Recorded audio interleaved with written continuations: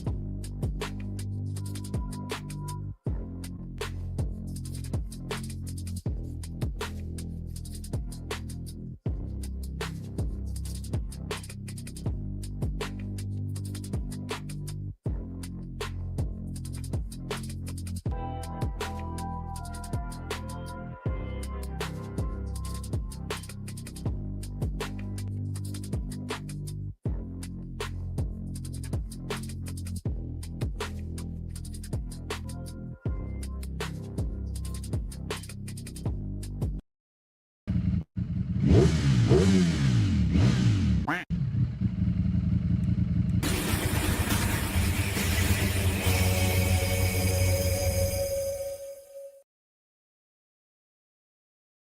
has teamed up with the Remix Racing Project, a 501c3 nonprofit organization dedicated to breaking down the stigma surrounding mental health and addiction, raising awareness and expanding access to life-saving resources. We'll be taking a cross-country road trip from the West Coast to Barber Motorsports Park in Birmingham, Alabama, turning the entire journey into live story-driven content. As a sponsor, you'll get authentic exposure across cinematic videos, live streams, blog posts, and podcast interviews as audiences follow the trip in real time. Now, what's in it for you? As an individual, business, or organization, you'll get repeated brand mentions during live streams, integration into long-form video content, visibility at race week, and direct engagement with fans and racers along the way.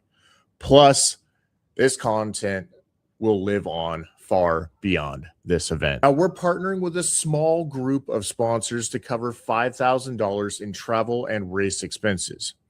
If this sounds like a fit, I'd be happy to schedule a brief phone call or Zoom meeting to discuss. I look forward to any questions that you may have.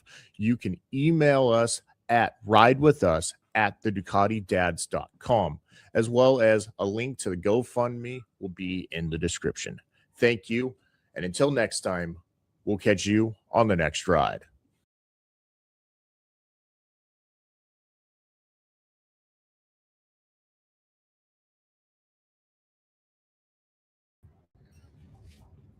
All right. Welcome to the channel. Today, we have a special guest. We've got Aden Sandlin, who is a local club racer here in the Washington area. Now, he started out in 2024 and just hit the scene and blew everybody away. So let me go ahead and bring him on. Right, how you doing, buddy? Doing good. Thanks, Tim. Thanks for having me on. How's it going? Man, it is going great, dude. That stash is prominent, man. I love it. Look at that thing. Man. Yeah, we're trying something new this year. Yep. All right. So real quick, can you hear me all right? Yeah. Can you hear me? Yep, I got you loud and clear, buddy. Loud and clear. Yeah, the stash. I love it. All right. So, man, how's this off season been? It's been good, but tough. Not riding a motorcycle obviously isn't fun, but been on top of training and staying in the gym and just on top of that sort of thing. So, doing what I can to stay in shape without riding the bike. Oh, right. Yeah. I mean, it's huge. It's something that I've been working on because this year we're planning on going racing too, but starting out at the beginning, and we're going to get into some of that because, like I said in the intro, man, 2024 was a pretty incredible year for you. Yeah, it was fun. It was pretty crazy. I didn't expect to win that Novice Championship because I had only started halfway through the season and was just kind of dipping my toes in the water as far as the racing goes. And yeah, so huge shout out to my buddy Dylan Mack. Dylan Werner. He was the one that got me into racing and introduced me to WMRRA and OMRRA and all that sort of thing. So yeah, it was a good year though. Dude, that is crazy. All right, so what I want to do is I want to go back. I mean, you're pretty young. I mean, you're 22 years old, right? Yep. All right, but I want to go back. I want to learn more about you. I want to be able to share that with our audience and your fans. So take me back. Where'd you grow up? I grew up in Post Falls, Idaho, and then kind of that general area for my whole life. So Post Falls until about 3rd, 4th grade, and then we moved out to Rathdrum, Idaho, so 15 minutes away from where we lived. Was there for about 7 more years, and then the last 5 or so years I've been back in the Coeur d'Alene area, and now I'm in Coeur d'Alene. So, oh, nice. And so has like motorcycles always been part of like your family, or like how did you get into two wheels? So initially, crazy enough, my parents obviously got me on the little like two wheel, like the push bike things that don't have the pedals, and just that sort of thing early on. So I had really good balance very early. I think I started riding a bike without training wheels, like an actual pedal bike, at 18 months, so like a year and a half old.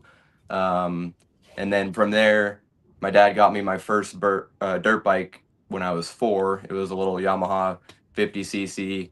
Um, had that for I think about a year or so. Eventually upgraded to a KTM Pro Senior racing bike. It was like a little 90cc or something, 110, I can't remember. But it was a whole different animal, and I had that when I was 6 or 7. Um, and then we sold it when I was 7 because I was just a little bit crazy back then when I was a kid. I didn't have a lot of boundaries, and hurt myself quite often, and my parents didn't really enjoy that part of the motorcycles. So Frequent uh, visits to the ER. yeah, pretty no, definitely, exactly, yeah. So we got rid of the dirt bikes, and instead of dirt bikes, got snowmobiles, and pretty much from 8 to now, we've had snowmobiles all my life, and did that sort of thing instead. But yeah, I got on dirt bikes when I was 4. Wow, man, dude, I started on like a pedal bicycle from like as soon as I could sit on one, which is probably about 4 or 5, and Hmm. that's all I like. I enjoyed riding. Everything was a jump, For from sure. curbs to people's front yards. I mean, Yeah, I was yeah, living Maris definitely. on a bicycle, but so real quick, we've got a few people in here watching live. Go ahead and share this. The promotional link that I had used for whatever reason isn't the StreamYard didn't link to that one. So we've got a brand new live stream link. So let's go ahead and share this everywhere. I see that we've still got a couple of people in the lobby for the original live stream. Um, so let's share this everywhere. And then so then let's go let's go what else do you do outside of motorcycle racing? Like, obviously, we love two wheels, but we live in Washington State, so that's not our year-round hobby. Right. Yeah. I don't do a whole bunch, honestly. I work 4 days out of the week at a car dealership. I'm a service advisor, so that takes up most of my time. And then on the days off, it's pretty much right now just working out and staying active in that sense. And then as far as kind of fun things go, I like to go bowling with some buddies here and there. And then rock climbing as well. Rock climbing is another fun and good thing to do, Oh, especially for dude. strength. So Yeah. Do you play video games at all? yeah, actually my favorite game and the game I play a bunch right now is Ride 5. So that also keeps me tuned into racing a little bit, funny There you enough. go, man. I love it. I love it, man. I love it. What platform is that on?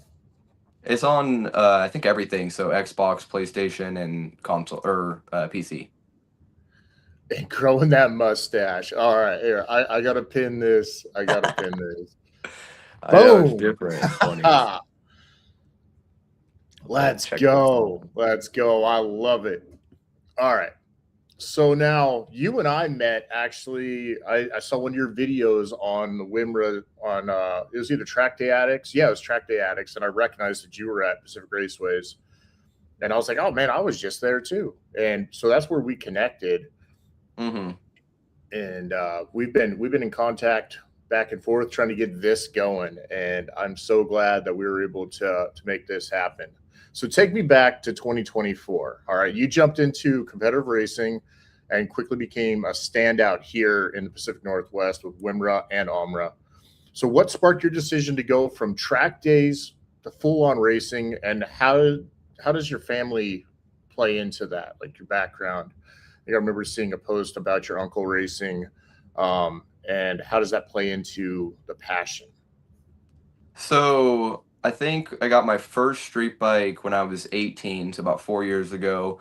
I'm still into cars, but I was into cars when I was about 16, and I started making my own money and could spend my own money. And I got a V6 Mustang at the time, and I had that for I think a year exactly. I bought it on my 16th birthday, sold it on my 17th birthday.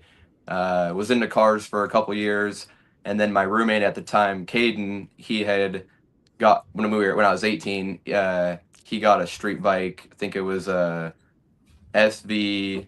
I think it was like an SV 650, but the naked version or whatever those ones were.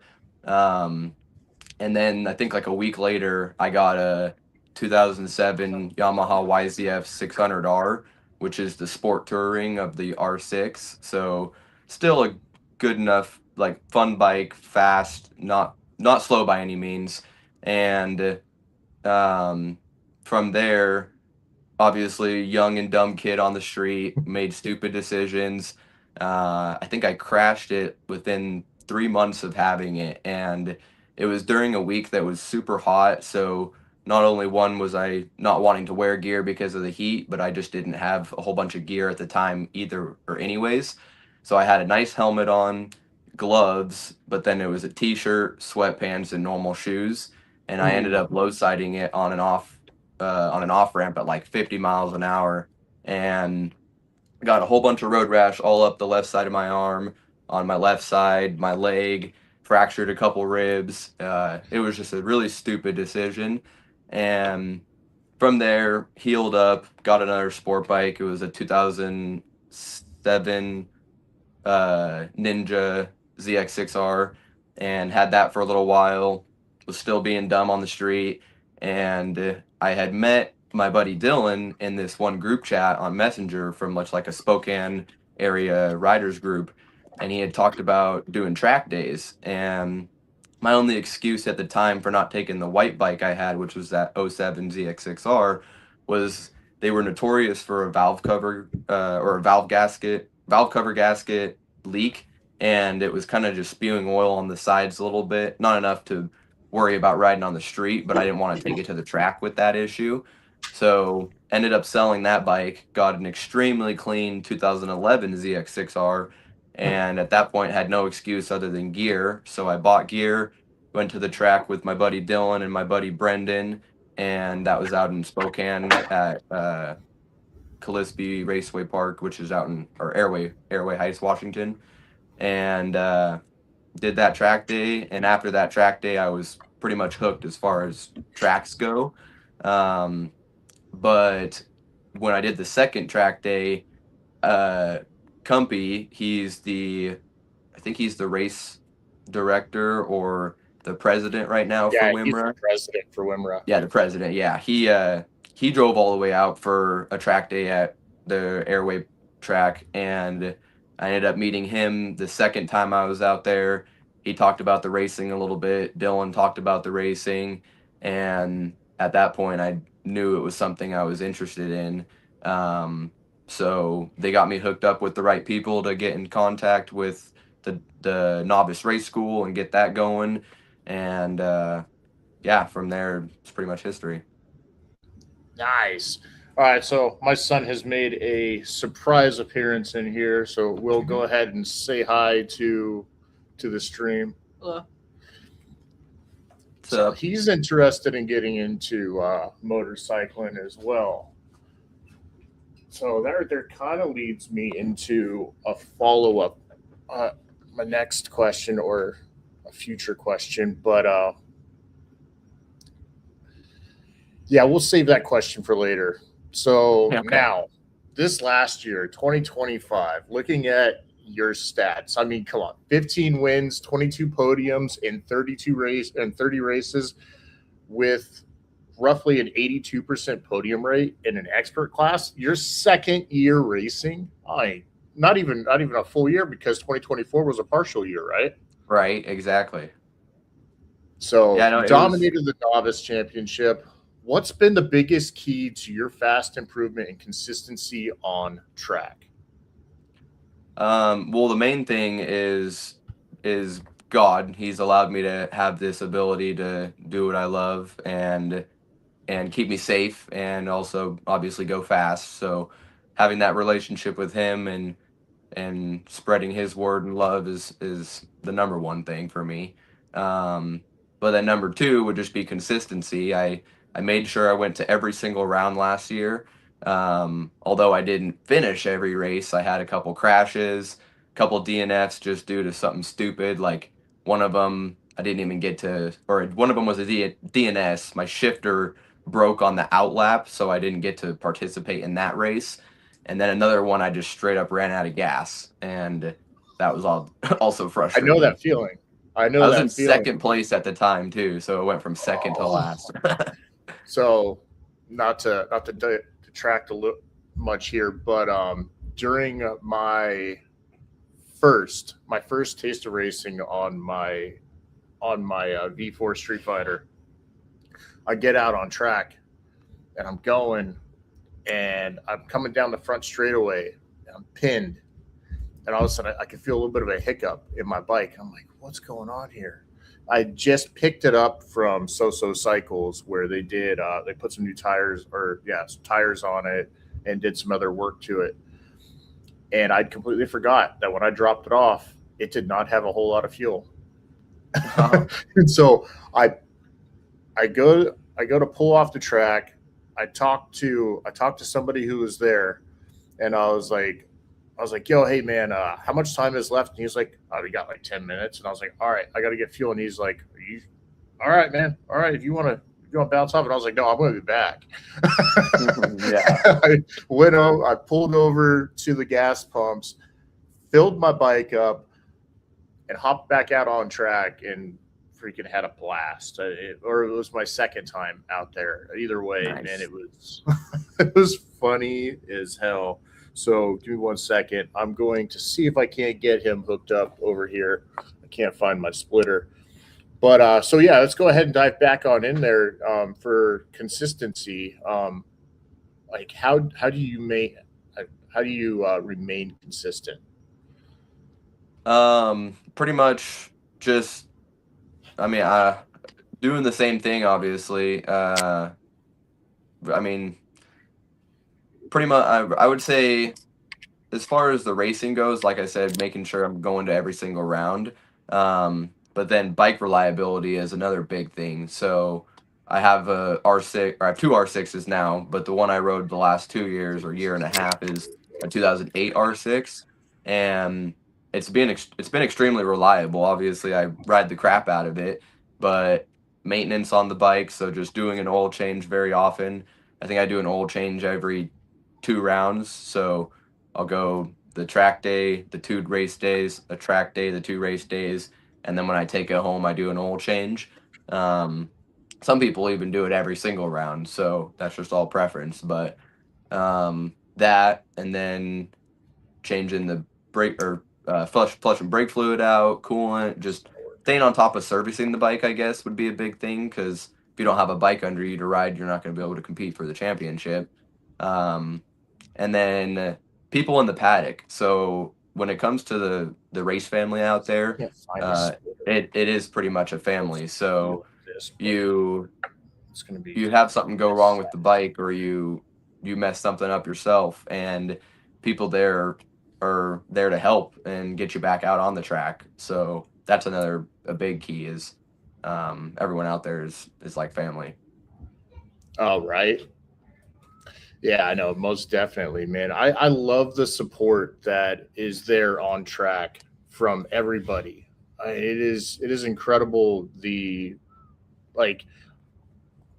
I've been there a number of times for drag racing, and then going to do Taste of Racing, and showing up to a couple of the other rounds, and just the sense of family and support from everybody who's there. I mean, I'm just walking around and saying hi to people, and they're like, "Oh, hey man, you out here racing?" And and whatnot. And, well, this year, that's the plan. This year is the plan to do a lot of track days, coaching, like getting some private coaching, going to the obviously the new racer school coming up here soon, and then just working on the track, and then entering our first race. Nice. So now this is like this next question right here goes into how much of a commitment racing can be. All right. So now you're racing with both WMRRA and OMRRA, which means a lot of weekends on tracks like the Ridge, Portland International Raceway, Pacific Raceway. What's your favorite track in the region right now? And how do you and do you have a standout memory from 2025 that gives you chills? Yeah, so I'll say first off, my favorite track is definitely the Ridge, mainly Yeah. just because of the elevation change and how technical it is. Like, funny enough, it's my favorite track, and I've wrecked there like 3 times, and the worst I've wrecked is there. But yeah, no, it's just such a fantastic track, and then the venue itself. So the parking lot, they got the go-kart track, just everything I love there the is go-kart awesome. track. I don't know if you watched the video that I did from when MotoAmerica was there, but I hit the go-kart track with the guys from Vortex Racing. Yeah, that was Nice. It was That's awesome. Yeah. Go ahead. What would you say? that one's a lot of fun. Yeah, it was. It was a blast. We had so much fun. So the Ridge is your favorite, but what do you think? What do you think has been the main cause to some of your crashes there? For sure, pushing the limit. I mean, the big thing is when you're trying to be the fastest and go the fastest, obviously you're gonna find that limit and crash. There's people that I've met throughout the paddock that obviously are just a little bit slower, which is totally fine, but they haven't ever crashed, or they've only crashed very, very rarely. Which again is not a bad thing at all. It's just when you're trying to go the fastest, you're gonna lay it down sometimes, and that's kind of just the nature of the beast. And so I've came to grasp with that or whatever, and yeah, and realize that's just part of it. But Yeah. So do you think that through experience that you're going to learn what's the word I'm looking for here?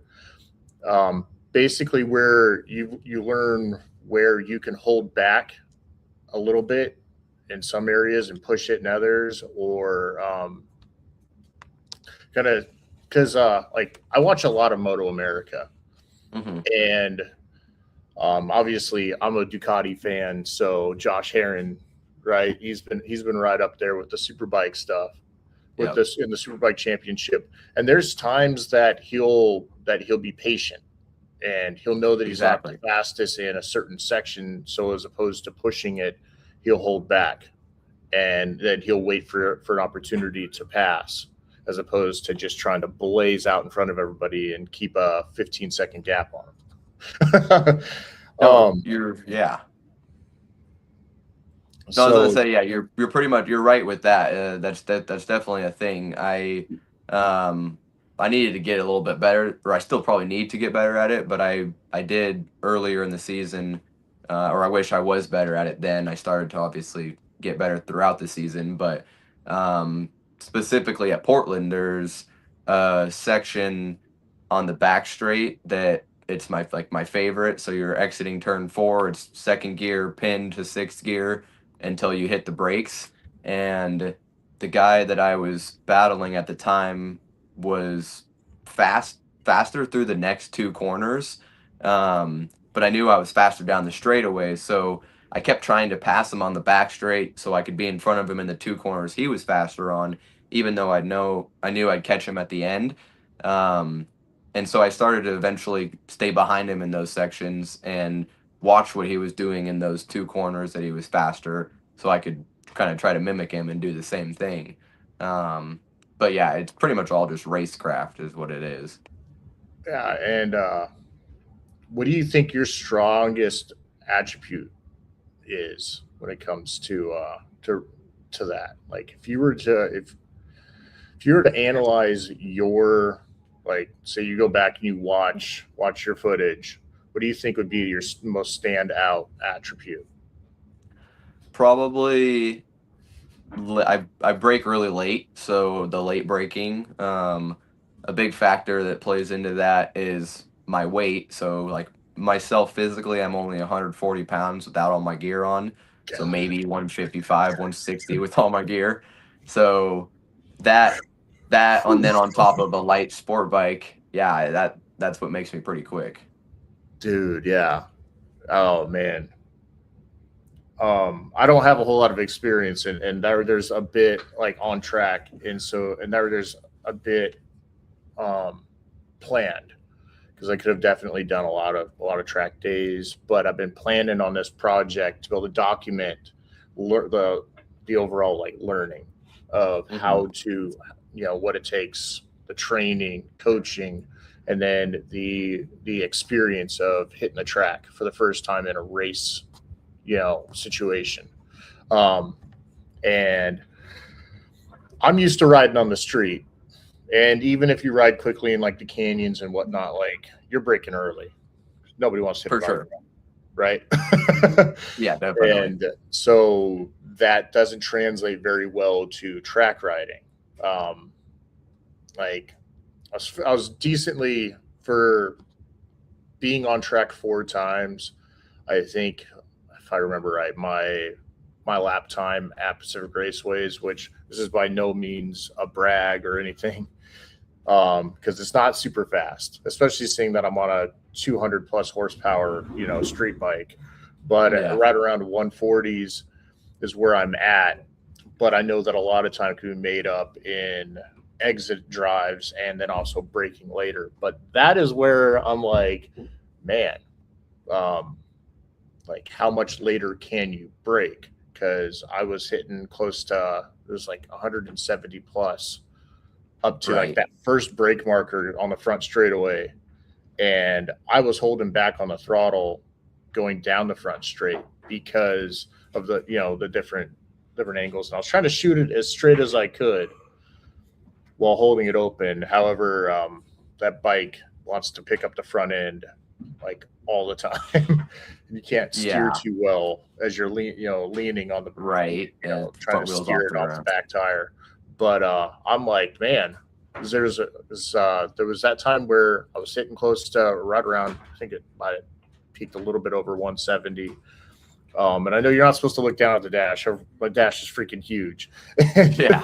And so I'm like, oh yeah, wow, I'm cooking it, But hit that first brake marker, and all I did was I just let up off the throttle, and I'm bleeding off speed. I get on the brakes just a tiny bit, and I'm already doing 60. I'm like, man, I could freaking dive into here so much harder, because I'm sure that most riders or racers are hitting this turn at probably close to 100. Though I know on most race bikes you don't have a speedometer, so there's there's that. So how deep do you go, and like what, I mean, are you counting gears? Like, how do you, when you're racing, how do you determine how, like, your speed? Like, how do you figure that out? So one big thing for me personally is having an auto blipper on the bike. Like I'm not very good at trying to clutch in and blip the throttle a tiny bit and brake smoothly at the same time. I kind of want the least amount of things to think about as possible while I'm out there racing.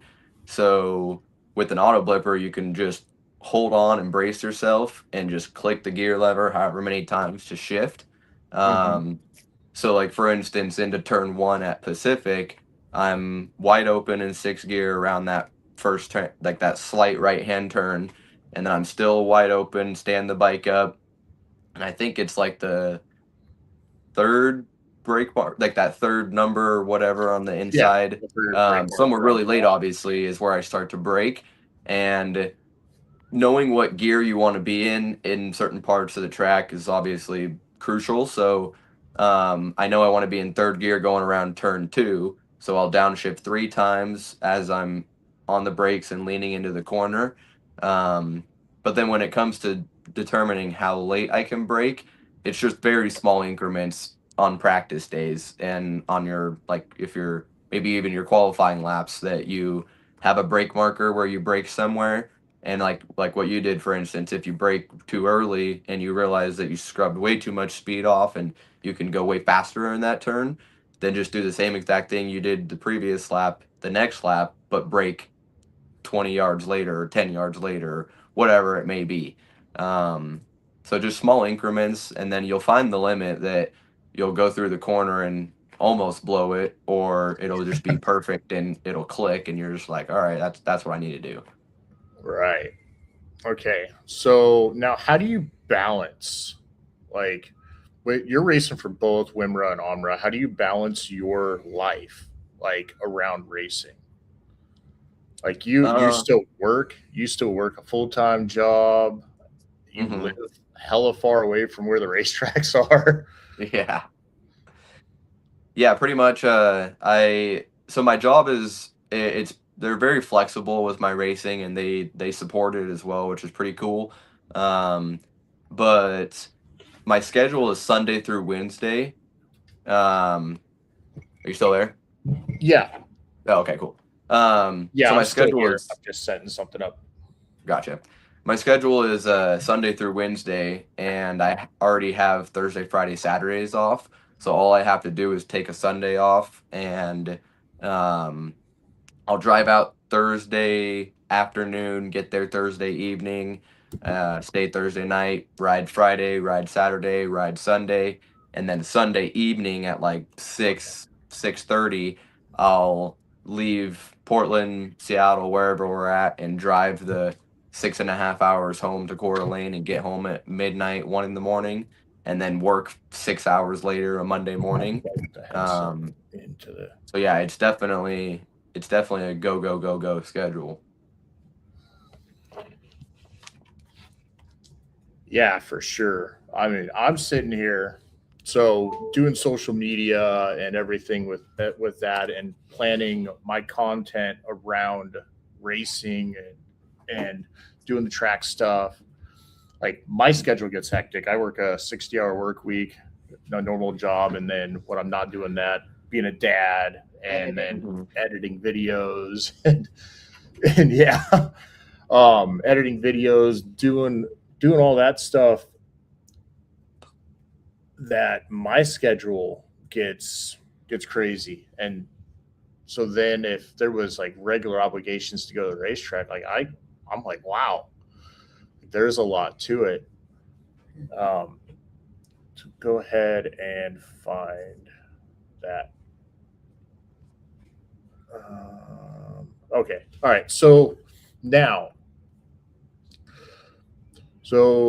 let's go into next year or this year.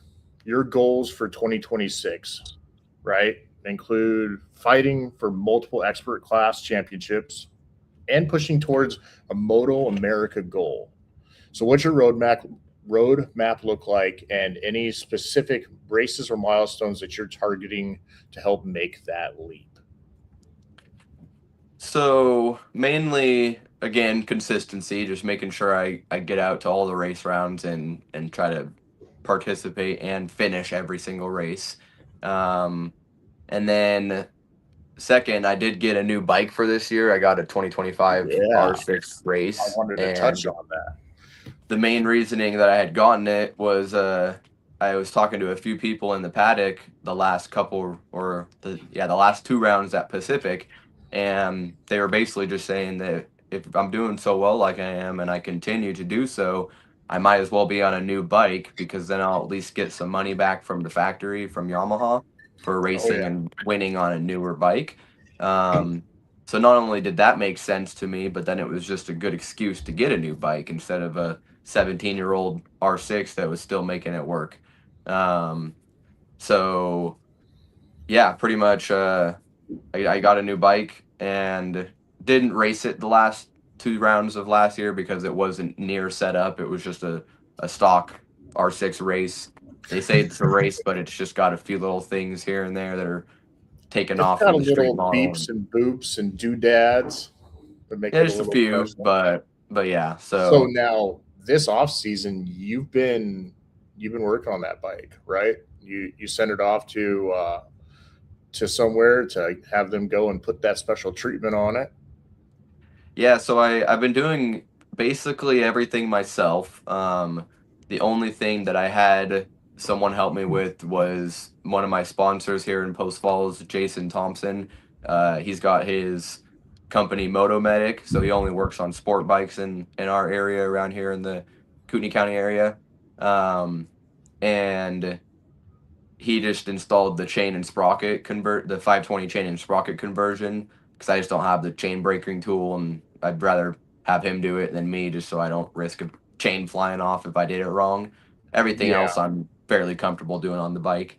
Um, but yeah, so I had him help me with that. I've done everything else myself, and then the last couple things I just did was took it out to Seattle to have some data stuff installed with the AIM Solo 2 lap timer and data logger, and then took it out to Nate with Two Wheel Dyno Works and had them dyno tune Yeah, the let's bike. go. Yeah, Nate's the man. Yeah, All right. another sponsor for this year, so he tuned the bike for me. Dude, that's awesome. Yeah, Nate's good people. Nate's good people. All right, so now you have your sights set on Moto America, right? Hmm. We were there, and I got distracted by the bike, but you were heading that direction with where you were going. So what's the roadmap look like to get there? That I'm still trying to map out and kind of figure out. I have no idea, but I also have a little bit of an idea. Um, Pretty much just doing what I'm doing right now, making a name for myself, getting my name out there, starting to meet people and know the right people. Um, and then money's a big thing. So Mhm. either getting a big sponsor to kind of cover that sort of stuff, and then a bike as well. So the the R6 I have, I think would, after I spent a bunch more money to make it Moto America ready, um, I think it would be like somewhat competitive, but there's a next gen something that's going to be in the Supersport class, and it's a lot of the 750s and V2s and bikes that are a little bit fat, Yeah, and then the the R9s. yeah, that's what I was getting ready to say. The R9s have been doing a lot. Yeah, and there's gonna be some there's I foresee some rule changes coming down the line for the super sport class within Moto America. But I mean that's all rumors and drama. But so just to let everybody know, tomorrow morning at 7 a.m., I'm gonna have Kayla Yakov from Ray Hall Ducati on the podcast. Oh, nice. Yeah, so tomorrow morning. So tomorrow morning, 7 a.m. Pacific Standard Time.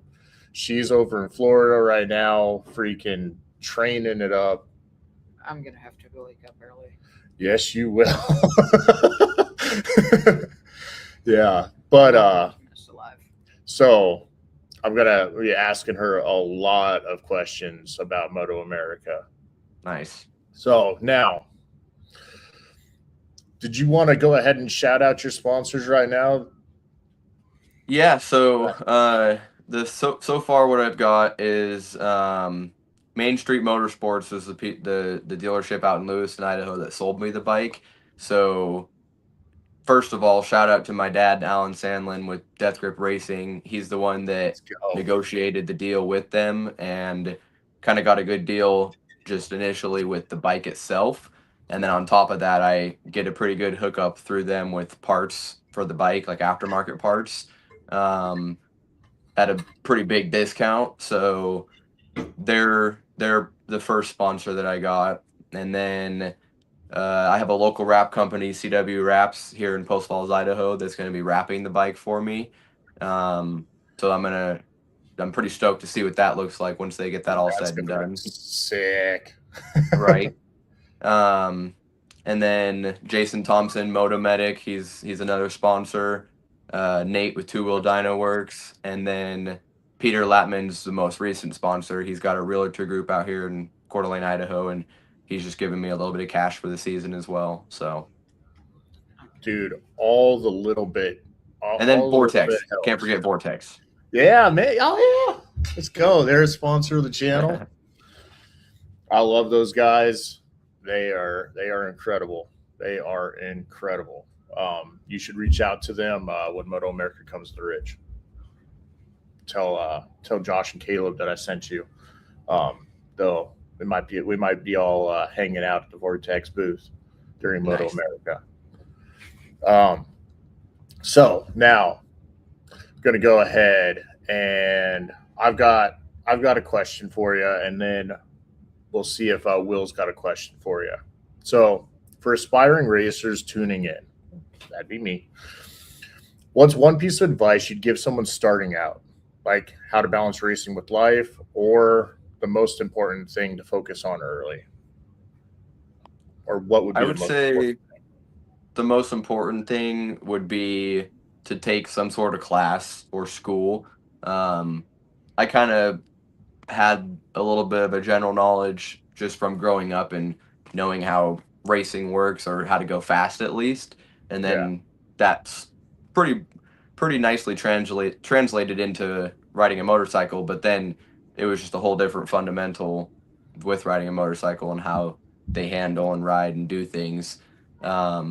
So yeah, taking any sort of class or school to just learn the basics is key. All right.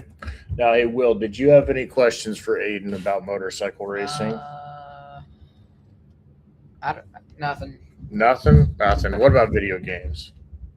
I'm kidding. All I'm a right. few seconds behind on this one.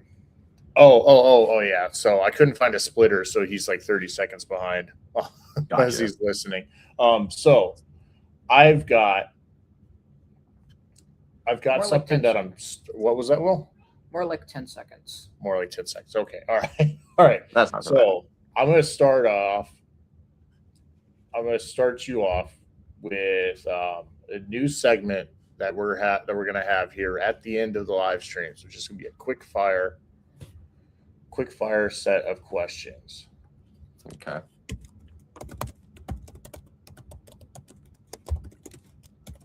All right. So when you think legendary motorcycle racer, who's the first person that comes to mind? Valentino Rossi.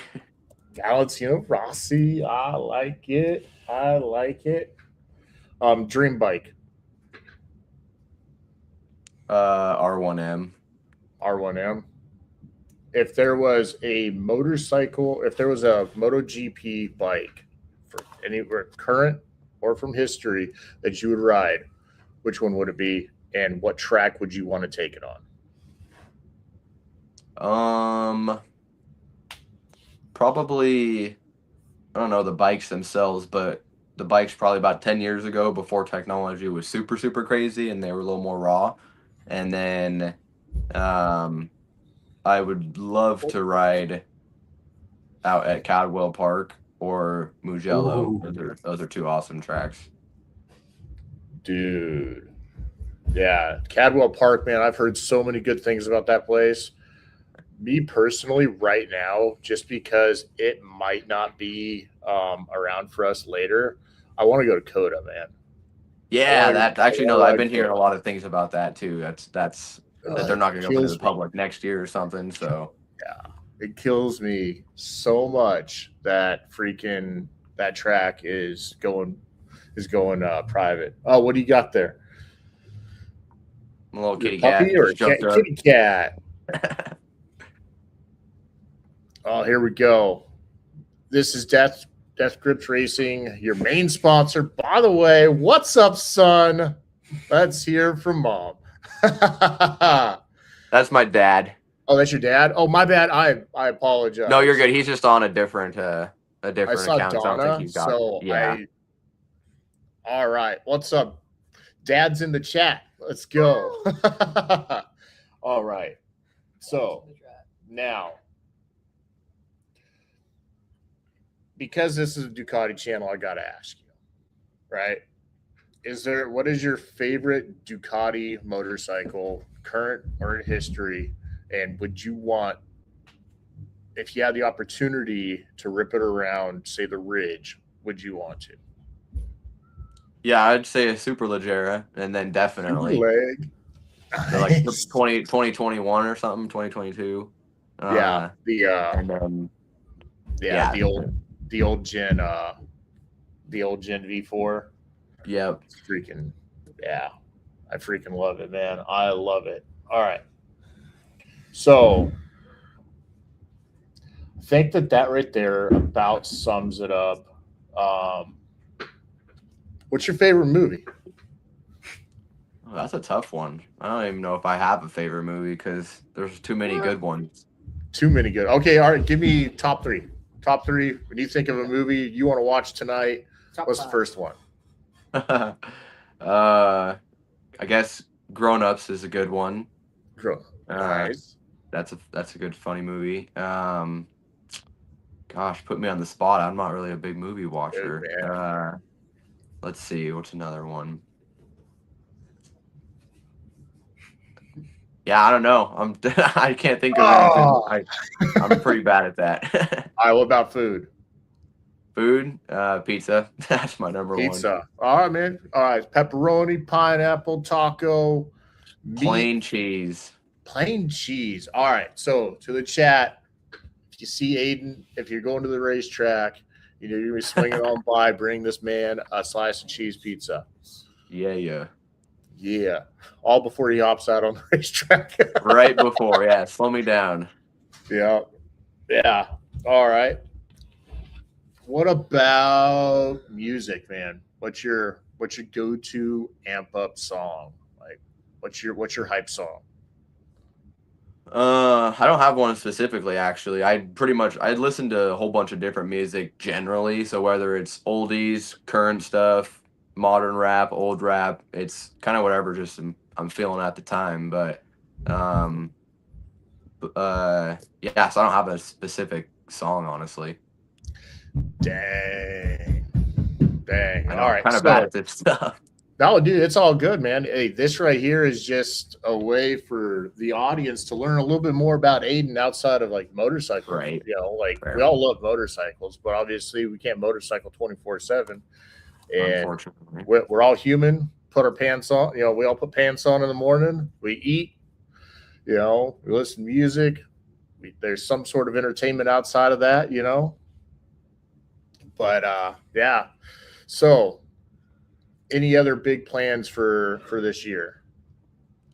Yeah, I guess actually at the end of the main season with WMRRA and OMRRA, I am gonna, thankfully, as long as, fingers crossed, God forbid, I don't wreck the bikes this year too badly. At the end of the season, once everything's all said and done, my friends Ryan Champ and Bria Reese are gonna be taking my bike down to CMBA with them, CVMA to Chuckwalla, and I'll fly down and do all those race rounds next year, or at the end of this year, beginning of next year. Dude, so man, yeah, we were gonna have Bria on yesterday, but something came up, and so she had to cancel. So we're looking to reschedule an interview with her. So, all right, we're gonna be wrapping this up. I was looking for something real quick that I was gonna throw up on the screen, but I can't seem to find it right now, as I've been hard at work putting together some stuff for the channel. But all right, so we're gonna shout out our sponsors. We've got Vortex Racing, EK Chains, we've got W Energy Drinks, Seattle Credit Union, And then, oh, here we go. All right. My bad. Hey, we got right here. So, Leslie Reeder, how much does it typically cost per race? That's my aunt, by the way. And so okay. I didn't butcher her name, did I? No, that was that was good. So I think the registration fee is $130, and then each race is either $70 or $100, depending on the race. So if it's like a formula race, I think it's 100, and the normal ones are 70 or so. And that's for expert. I think novices is a little bit cheaper. And that's just to get on track. Then you got the gas, the tires, the food out there. It's just they're expensive weekends, that's for sure. Yeah. Oh, definitely. There we go. So we figured about $1,500 per weekend on average. Yeah, Yeah. True that. Depending on like the worst it ever was granted because I got some front and rear suspension that same weekend and had staged with CT Racing Services and Barry install it for me. But that was like a little over $3,000 weekend. So yeah, they're expensive. Oh, here we go. I missed this comment earlier. So what is the target goal year for MotoAmerica? The target goal year. So today, 2020, I would say realistically, probably 2028 or 2029. Unless I get picked up by a team or something happens before then.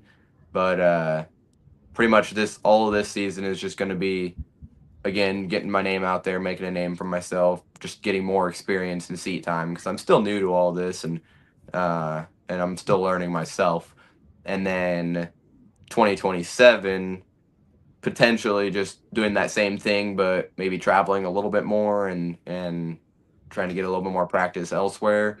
And then that would leave me with 2028 being fully set up, preferably, and either doing it on my own as a privateer or hopefully joining a team potentially. So, yeah. So, like Bria and a lot of the other racers, they've been going down to Cali and competing in CVMA and CRA and 951 Productions. They've been doing a lot of live streams of that. I mean, what they're doing, hats off to them, man. Those guys are incredible. But there might be something that you maybe could look into doing. I know that you said that towards the end of this year that you're going to travel down there with Bria. And there would be a great opportunity for you to go get your name out on a little bit larger stage than just ours here in our little corner of the country. And it seems like our cats down there, man, they've been doing pretty good.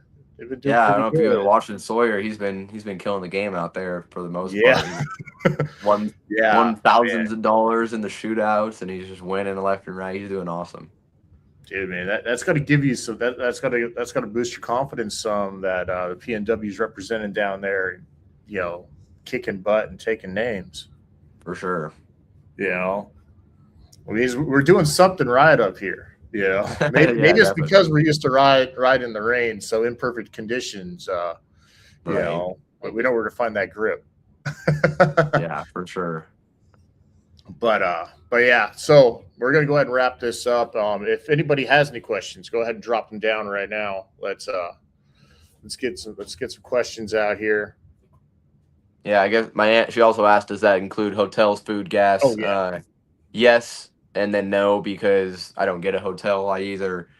Funny enough, that 2024 season, I was sleeping in the bed of my truck, or my dad's truck at the time, because I didn't have a truck of my own. So I would take his 2008 Tundra and drive all the way down there, put a memory foam pad in the bed of the truck with a tonneau cover, and then sleep in the back of the bed. Camping it up in the truck.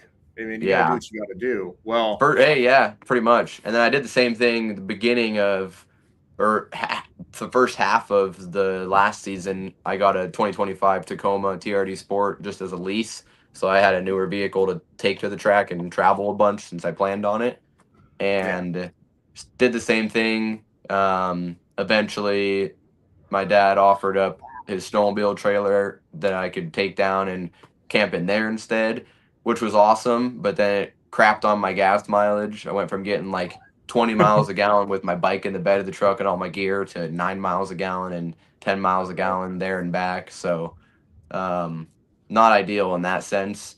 And then just recently, they got my dad and his wife got this camper that it tows nice because it's lower than the truck, and then it's like folds up like a triangle on the sides, and then there's a bunch of nice space in there and a bed, and I get 15 miles a gallon towing that thing instead. So I took that the very last round and was able to sleep in that instead. So hotels aren't an expense, thankfully. Dude, man, those videos that you're making, those are probably the best way that you can go and advertise yourself and your personality, the type of character that you are, as well as being able to tell the story. And so keep up doing those videos, man. Those videos, they're fun, entertaining to watch. And that is another way that you can go and monetize racing, is by documenting all of that. And hit me up when you're over here on this side, man. I'm 20 minutes from Pacific Raceways, and okay, cool. I'm like an hour or so away from the Ridge. Nice. So if you need a place to crash before hitting the track, let me know. For sure. Yeah, appreciate it. There you go. You are doing absolutely amazing. You are rocking it. I love it. All right. Thanks, well, Leslie. We're going to go ahead and hop off of here. I appreciate you coming on here, man, telling us your story. I want to help promote what you got going on, man. I love your personality, type of person you are. And so go ahead and hang on a couple minutes after I go ahead and end the stream.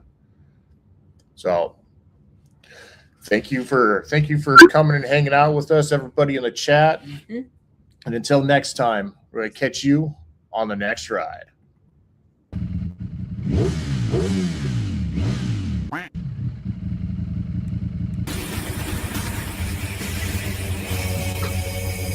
Not such.